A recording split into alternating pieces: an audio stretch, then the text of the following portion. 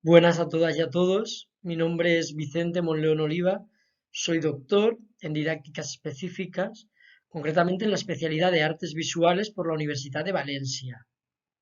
Actualmente soy opositor al cuerpo de maestros de la educación infantil en la Comunidad Valenciana y trabajo como profesor y coordinador de actividades extraescolares en la Asociación Vecinal y Cultural Tres Forques, a través de la empresa EP Servicios Educativos. Y en esta ocasión voy a compartir una comunicación la cual se titula Utilización de películas Disney como defensa de la multiculturalidad. Todo ello para el Congreso IKICO 2021, Congreso Internacional de Comunicación Intercultural. Este es el índice que se sigue a lo largo de la presentación. Como pueden observar, no corresponde con una investigación científica al uso, sino más bien consiste en los resultados que se extraen a partir de un proceso de indagación a partir de una serie de largometrajes. No obstante, a continuación les comentaré mucho más en profundidad cuál es realmente la estructura que se sigue y las razones de por qué ha sido elegida dicha forma de proceder. Primeramente se parte del concepto de cultura visual. En esta se incluye el término de imágenes, puesto que la cultura visual está formada por un compendio de imágenes tanto fijas como en movimiento, que corresponden a una representación ficticia, pero cuyas implicaciones acontecen o cuya influencia tiene relación con el plano de la realidad. De ahí la importancia de abordarla e investigarla, sobre todo para conocer qué mensajes se están difundiendo entre la audiencia consumidora de los mismos, puesto que en la mayoría de las ocasiones están sesgados o no corresponden realmente con el entorno que pretenden representar.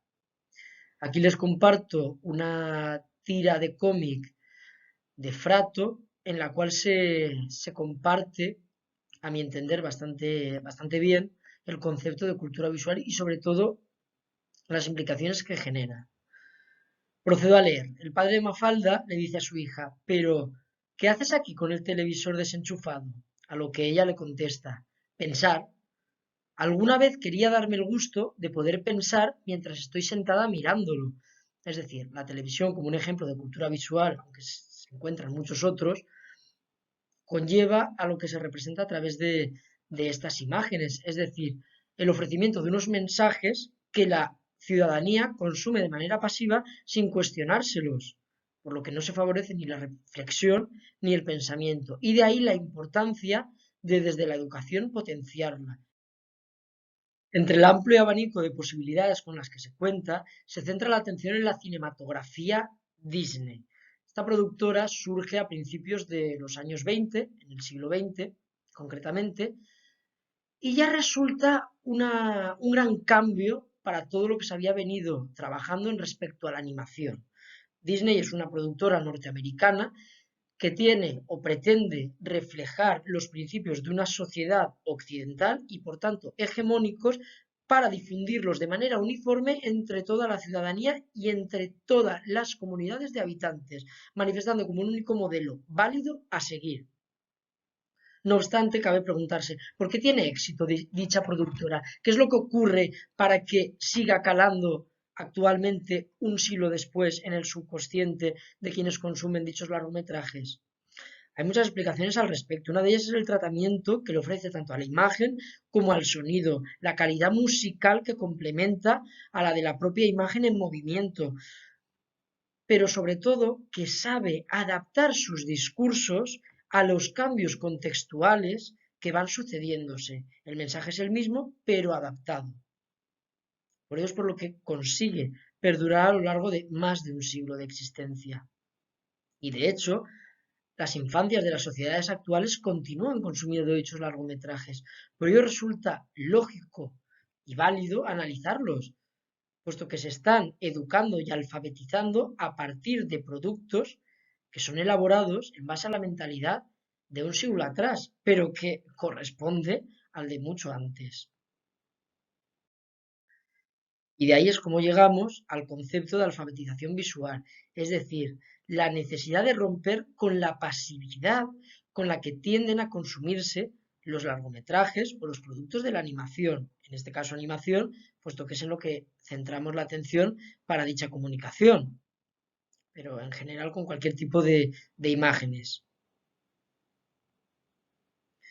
Para ello es necesario decodificar e interpretar las imágenes. Esto es en lo que consiste la alfabetización visual. Es decir, todos esos mensajes que provienen y que con el que las personas son bombardeados deben ser decodificados e interpretados, pero simplemente para favorecer un pensamiento crítico y reflexivo, es decir, para criticar las informaciones que nos vienen dadas en base a diferentes posicionamientos adoptados, en base a diferentes teorías, en base a diferentes estados y vivencias personales o colectivas, y de hecho, ellos son lo que ahonda el concepto de pedagogía crítica. Pero para ello resulta sumamente fundamental promoverla en la formación inicial docente.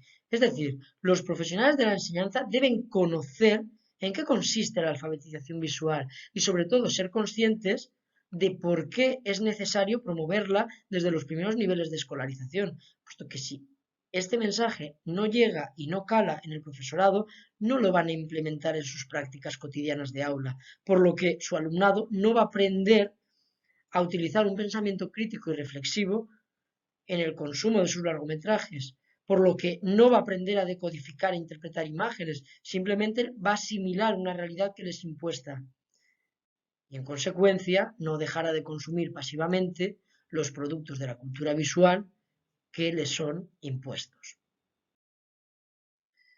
Concretamente, se centra la atención, por un lado, en ejemplos Disney hegemónicos, es decir, en largometrajes a través de los cuales Disney trata de presentar unos mensajes a través de los cuales pretende favorecer las sociedades normativas, las sociedades occidentales y las comunidades hegemónicas.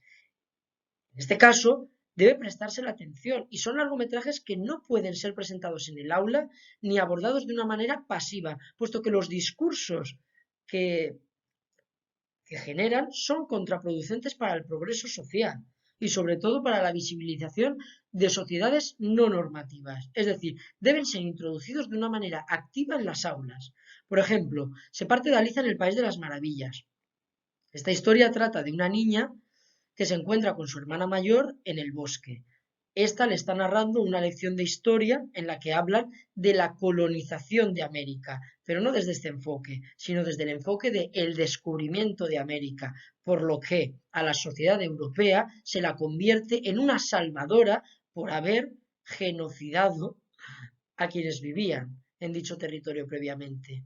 El mensaje debe ser, de hecho, así es como aparece en una de las primeras escenas, y debe ser tratado de una manera reflexiva y crítica, no impuesto simplemente un mensaje normativo, sino analizado el por qué es positivo o en este caso mínimamente cuestionable.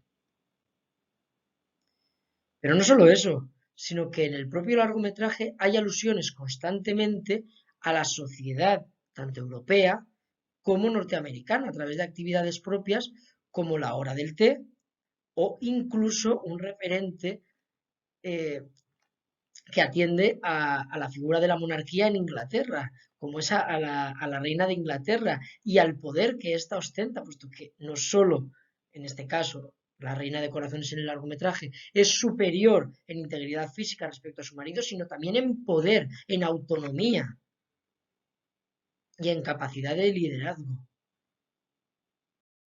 Otro ejemplo es el jorobado de Notre Dame.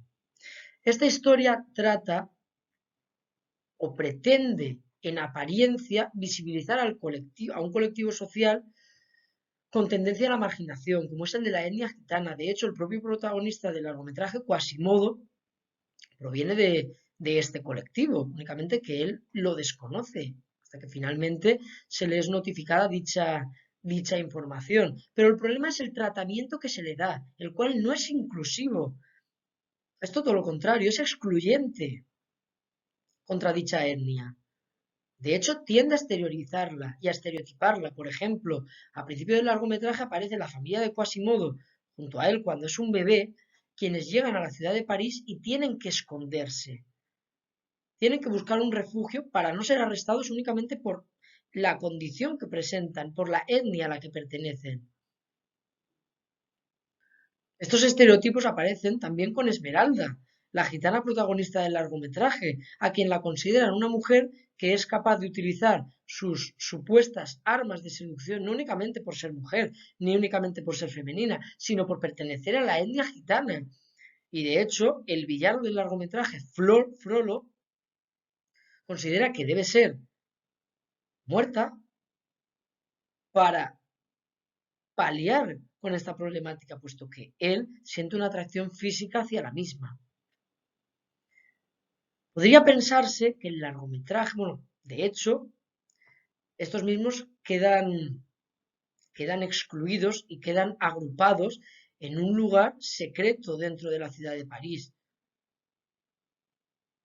Podría pensarse que este largometraje, podría intuirse que la propia película trata de defender al colectivo porque el cierre del film finaliza con el fallecimiento de Frollo, en una metáfora de descensión a los infiernos y en un tratamiento positivo de la etnia gitana. Pero Quasimodo, quien es gitano pero además sufre una diversidad física notable, continúa viviendo excluido de la sociedad, puesto que sigue perteneciendo y formando parte del campanario de la Catedral de Notre Dame sin posibilidad de poder salir al exterior, y así es como aparece en la historia narrada en el largometraje. Por otro lado, se hace referencia a ejemplos Disney no hegemónicos, es decir, películas de animación a través de las cuales se favorece el tratamiento inclusivo de otras sociedades. Por ejemplo, Mulan, asentada en un territorio oriental, concretamente en la China imperial. Se hace alusión a los dragones, actividades cotidianas como comer utilizando los palillos chinos. No obstante, debe prestarse especial atención porque aunque se ofrezca dicho utensilio que lo relaciona con hábitos propios de esta cultura, aparecen otras alusiones visuales, como por ejemplo la utilización de huevos y panceta en un desayuno, lo cual corresponde con un posicionamiento o con una cultura occidental, totalmente distante de la oriental. Estos mensajes deben ser criticados o por lo menos cuestionados dentro de las aulas. Es una manera de globalización que utiliza Disney, pero no deja de atentar contra una cultura, en este caso la china. Y también se hace referencia a los espíritus, o más bien a los ancestros, como entes que cuidan en la religión oriental de los descendientes que todavía siguen con vida y están inmersos en su propia vida y en la propia existencia. Otro ejemplo es El emperador y sus locuras, con el cual se centra la atención en la sociedad peruana. Por ejemplo, se hace alusión a los animales típicos de la zona, como son las llamas. De hecho, el propio emperador, en un proceso de descubrimiento y de mediación con su propia dualidad como ser bondadoso y perverso al mismo tiempo, se convierte en este animal para aprender y mejorar en su propia existencia. Se hace alusión a territorios peruanos, en este caso a través de una imagen o de un discurso visual, pero que hace referencia a un lugar real como es Machu Picchu. Y finalmente se centra la atención en la película Lilo y Stitch, en este caso contextualizada en la isla hawaiana. Por ejemplo, se hace alusión a los deportes típicos de esta zona, como el surf, y el contacto que tiene que existir o que tiende a existir entre la sociedad y el mar. En la línea de los deportes se atiende al baile hawaiano de Lula. De hecho, en la propia película hay una referencia directa a la isla de Hawái, en el momento en el que el extraterrestre Stitch aterriza en la misma. No obstante, remitiendo también a lo que les hablaba con la diapositiva de Mulan, en este largometraje también se incluyen referencias a otras sociedades occidentales, las cuales Disney utiliza para señalar que realmente éstas siguen estando presentes, aunque se hable de otros posicionamientos, de otras comunidades. Esto se aprecia en la escena que les acabo de presentar, en la que Stitch, utilizando los elementos de la habitación del hilo, crea o representa la ciudad de San Francisco, la cual, remito nuevamente, es occidental o corresponde con un contexto occidental y distante en gran medida de la sociedad hawaiana. A modo de cierre de esta presentación se comparten una serie de conclusiones a tener en cuenta. La cultura visual es un instrumento con el que la sociedad cuenta para aproximarse al conocimiento de la realidad, pero para ello debe tenerse en cuenta cuáles son sus características, es decir, esta es una representación ficticia de la realidad. Asimismo, se precisa de una promoción de alfabetización audiovisual que contribuya a un consumo activo, crítico y reflexivo sobre la misma. Finalmente, los films de animación se presentan como referentes para el colectivo infantil. Por ello, debe impulsarse un impulso positivo desde las aulas de educación infantil como medio de enseñanza-aprendizaje, requiriendo éste de un consumo previo por parte del profesorado para seleccionar aquellos que transmiten el discurso esperado u otros en los que el fin se centra en deconstruir las informaciones sesgadas. Únicamente me queda darles muchas gracias por su atención e indicarles que si tienen cualquier tipo de duda o necesitan alguna aclaración, estaré encantado de resolvérsela. Muchas gracias nuevamente.